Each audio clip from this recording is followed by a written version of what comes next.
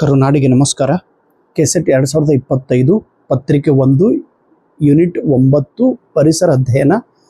ಇದರಲ್ಲಿ ಒಂದು ಕೊನೆಯ ಇಂಪಾರ್ಟೆಂಟ್ ರಿವಿಷನ್ ಬಗ್ಗೆ ನಾನು ಮಾಡ್ತಾ ಇದ್ದೀನಿ.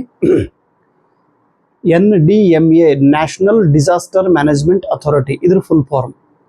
ಇದು 2005 ಸ್ಥಾಪನೆ ಆಯಿತು ನವದೆಹಲಿಯಲ್ಲಿ. ನ್ಯಾಷನಲ್ ಡಿಸಾಸ್ಟರ್ ಮ್ಯಾನೇಜ್ಮೆಂಟ್ ಇದು ಗೃಹ ಮಂತ್ರಾಲಯದ ಕೆಳಗಡೆ ಕೆಲಸ ಮಾಡುವ ಸಂಸ್ಥೆ.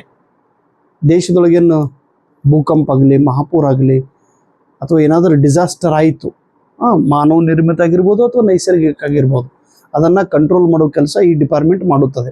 ಇದರ ಕೆಳಗಡೆ ಇನ್ನೊಂದು ಡಿಪಾರ್ಟ್ಮೆಂಟ್ ಇದೆ, ಸ್ಟೇಟ್ ಡಿಸಾಸ್ಟರ್ ಮ್ಯಾನೇಜ್ಮೆಂಟ್ ಅಥಾರಿಟಿ. ಪ್ರತಿಯೊಂದು ರಾಜ್ಯಕ್ಕೆ ಒಂದೊಂದು ಇದೆ. ಆಮೇಲೆ ಪ್ರತಿಯೊಂದು ಜಿಲ್ಲೆದೊಳಗೂ ಕೂಡ ಡಿಸ್ಟ್ರಿಕ್ಟ್ ಡಿಸಾಸ್ಟರ್ ಮ್ಯಾನೇಜ್ಮೆಂಟ್ ಅಥಾರಿಟಿ ಇದೆ. ಡಿಸ್ಟ್ರಿಕ್ಟ್ದು ಪ್ರಮುಖ ಜಿಲ್ಲಾಧಿಕಾರಿ ಇದರ ನೇತೃತ್ವ ವಹಿಸಿಕೊಳ್ಳುತ್ತಾರೆ. ಮೊನ್ನೆ ಸಚೇತ್ ಅಂತೇಳಿ ಒಂದು ಆ್ಯಪನ್ನು ಇವರು ಬಿಡುಗಡೆ ಮಾಡಿದ್ದಾರೆ. National disaster alert portal. ಎಲ್ಲಿ ಜಾಸ್ತಿ ಮಳೆ ಬರೋದೈತಿ, ಎಲ್ಲಿ ಬಿರುಗಾಳಿ ಬಿಡೋದೈತಿ, ಎಲ್ಲಿ ಭೂಕಂಪ ಆಗುವ ಸಾಧ್ಯತೆ ಐತಿ, ಎಲ್ಲಿ ಹಿಂಗೆ ನೈಸರ್ಗಿಕ ಆಪತ್ತುಗಳು ಆಗುವಕ್ಕಿಂತ ಮುಂಚೆ ಸಚೇತ್ ಅನ್ನೋ ಒಂದು ಆ್ಯಪ್ ಮೂಲಕ ಪ್ರತಿಯೊಬ್ಬರು ಮೊಬೈಲ್ದೊಳಗೆ ಈ ಮಾಹಿತಿಯನ್ನು, ಸಂದೇಶವನ್ನು ಕಳಿಸುತ್ತಾರೆ. ಇನ್ನು ವೈಲ್ಡ್ ಲೈಫ್ ವನ್ಯಜೀವಿ ಸಂರಕ್ಷಣಾ ಕಾಯ್ದೆ 1972 ಭಾರತ ಸರ್ಕಾರದವರು ಮಾಡಿದ್ದಾರೆ. IUNC international union for conservation.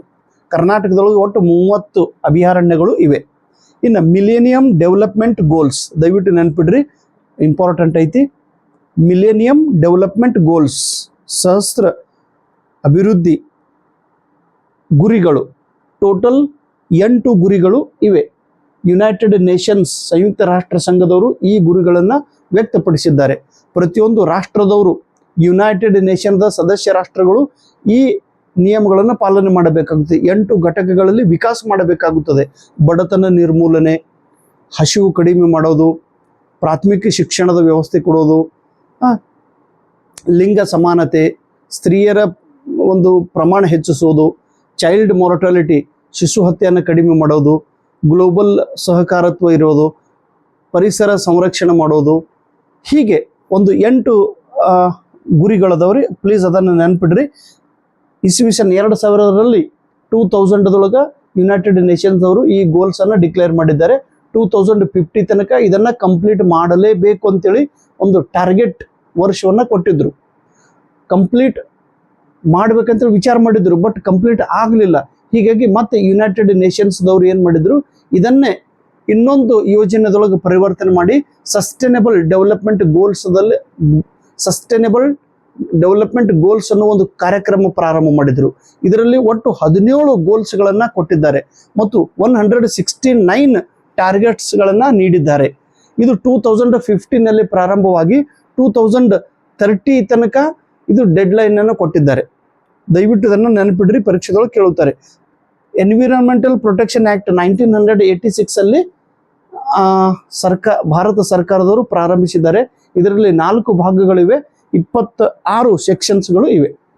ಇನ್ನು ಇಂಟರ್ನ್ಯಾಷನಲ್ ಸೋಲಾರ್ ಅಲೈನ್ಸ್ ಅಂತೇಳಿ ಒಂದು ಸಂಘಟನೆ ಭಾರತ ಸರ್ಕಾರದ ನೇತೃತ್ವದಲ್ಲಿ ಇದನ್ನು ಪ್ರಾರಂಭ ಮಾಡಲಾಯಿತು. ನರೇಂದ್ರ ಮೋದಿಯವರ ಕನಸು ಇದು ಆಗಿತ್ತು. ಫ್ರಾನ್ಸ್ ದೇಶ ಮತ್ತು ಭಾರತ ದೇಶದ ಕೂಡಿ ಈ ಇಂಟರ್ನ್ಯಾಷನಲ್ ಸೋಲಾರ್ ಅಲೈನ್ಸ್ ಅನ್ನು ಸ್ಥಾಪನೆ ಮಾಡಿದ್ದಾರೆ 2015. ಇದರ ಹೆಡ್ ಆಫೀಸ್ ಹರಿಯಾಣದ ಗುರುಗ್ರಾಮದಲ್ಲಿ ಇದೆ. ಇನ್ನು NA ಸೂರ್ಯನ ಶಕ್ತಿಯನ್ನು, ಸೌರಶಕ್ತಿಯನ್ನು ಉಪಯೋಗ ಮಾಡುವುದು ಇದರ ಉದ್ದೇಶವಾಗಿದೆ. NAPCC national action plan on climate change ಅನ್ನುವ ಯೋಜನೆ ಭಾರತ ಸರ್ಕಾರದವರು 2008 ಪ್ರಾರಂಭಿಸಿದ್ರು.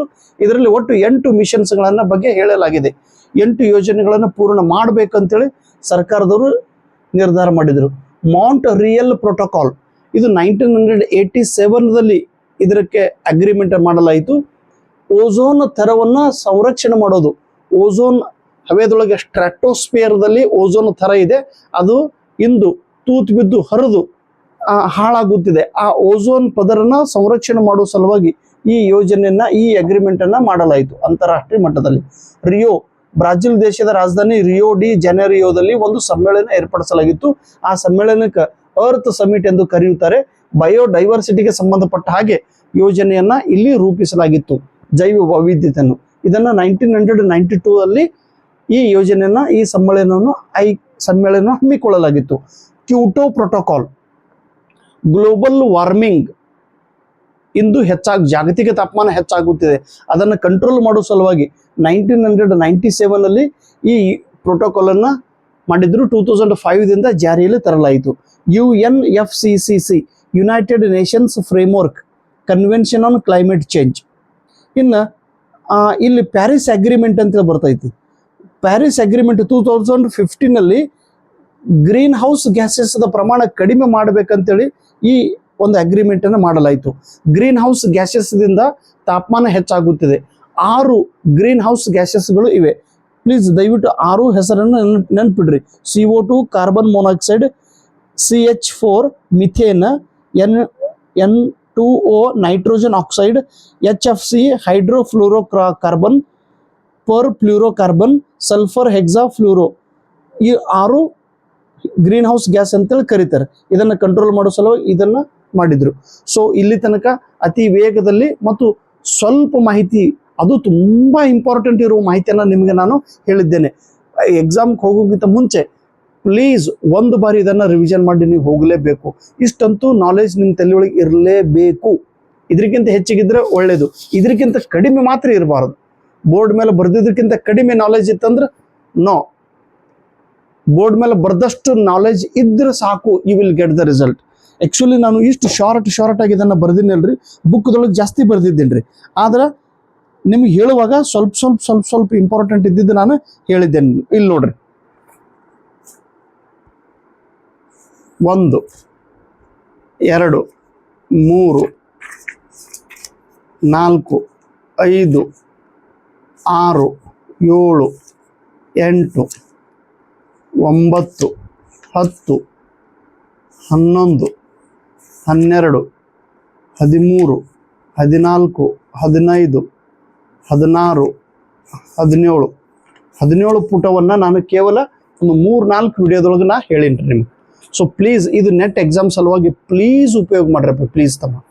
ಈ ಬುಕ್ದು ಬೆಲೆ ನಿಮ್ಗೆ ರಿಸಲ್ಟ್ ಬಂದಾಗ ಗೊತ್ತಾಗೋದು. ಪ್ಲೀಸ್, ಇದಂತೂ ಕ್ವಶನ್ ಬ್ಯಾಂಕ್ ಇದೆ. ಇದರಲ್ಲಿ ನಾನು ಕ್ವಶನ್ ಬರೆದಿದ್ದೈತಿ.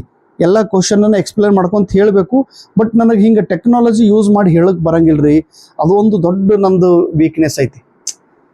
ಜನರು ಅಭಿವೃದ್ಧಿ ನೋಡ್ರಿ, ಇಲ್ಲೆಲ್ಲ ಬರೆದ್ಬಿಟ್ಟೆ ನಾನು. ಕೆಳಗೆ ನಾವು ಭಾರತದಲ್ಲಿ ಸಂಭವಿಸುವ ಅನಾವೃತ ವಾಯು ಚಲನೆಯ ಸೈಕ್ಲೋನ್ ಹೆಸರೇನು? ತೈಫೂನ್. ನೋಡ್ರಿ, ನ್ಯಾಷನಲ್ ಡಿಸಾಸ್ಟರ್ಮೆಂಟ್ ಸ್ಥಾಪನೆ ಯಾವಾಗಾಯಿತು? 2005 ಅಲ್ಲಿ. ಸುನಾಮಿ ಕುರಿತು ಹೇಳಿಕೆಯಲ್ಲಿ ಸರಿಯಾದ ಯಾವುದು? ಅದು ಗಾಳಿಯಿಂದ ಉಂಟಾಗುತ್ತದೆ, ಅದು ಸಮುದ್ರದ ತಳ ಭೂಕಂಪದಿಂದ ಉಂಟಾಗುತ್ತದೆ. B correct. ಭಾರತದಲ್ಲಿ ಭೂಕಂಪದ ಪ್ರಮಾಣವನ್ನು ಪ್ರಮಾಣಿಸಲು ಬಳಸುವ ಮಾಪಕ ಯಾವುದು? ರಿಕ್ಟರ್ ಮಾಪಕ. ಕೆಳಗಿನ ರಾಜ್ಯದಲ್ಲಿ 2001ರ ಭೂಕಂಪ ಭಾರಿ ಹಾನಿ ಉಂಟು ಮಾಡಿತು? ಗುಜರಾತ್.